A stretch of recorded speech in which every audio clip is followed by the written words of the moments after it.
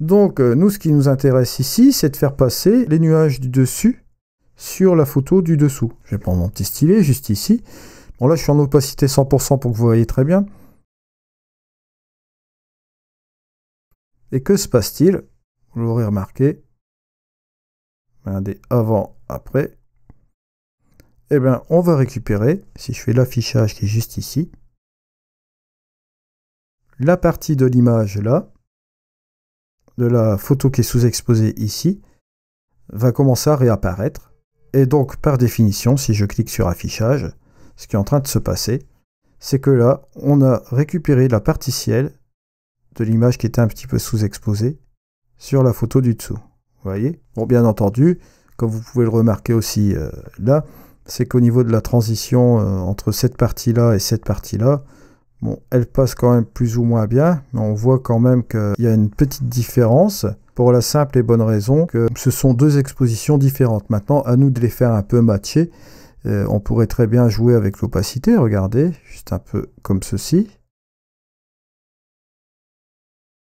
Mais là, si vous avez des nuages qui bougent entre les deux expositions, là, c'est un petit peu plus embêtant. Au niveau de l'affichage, ce qu'on peut faire aussi, c'est, hop, adoucir un peu le masque, comme vous voyez ici. Si je remets l'affichage, vous allez comprendre pourquoi ici. Hop, juste un peu comme ça, voilà. Et là, vous voyez que la transition se fait délicatement entre les deux expositions. Regardez, hop, avant, après. Ça, c'est une des deux solutions que vous pouvez faire. Maintenant, ce que je vais faire, je vais vous montrer autre chose. Bon, là, je vais réinitialiser mon calque. Il va redevenir blanc, voilà, à l'ordinaire.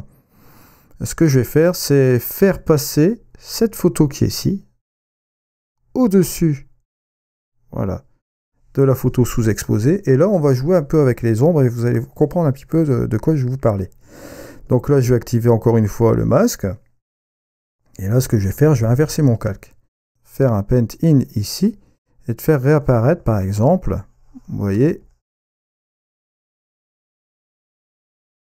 là, je vais faire réapparaître, comme vous le voyez ici, hop, cette image-ci, la partie qui est là, d'accord? Je vais même continuer un petit peu comme ça, vous voyez.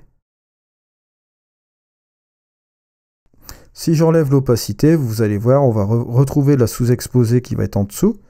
On pourrait jouer même avec une transition un petit peu plus douce, vous voyez, au niveau du masque. Ça marcherait aussi très bien comme ça.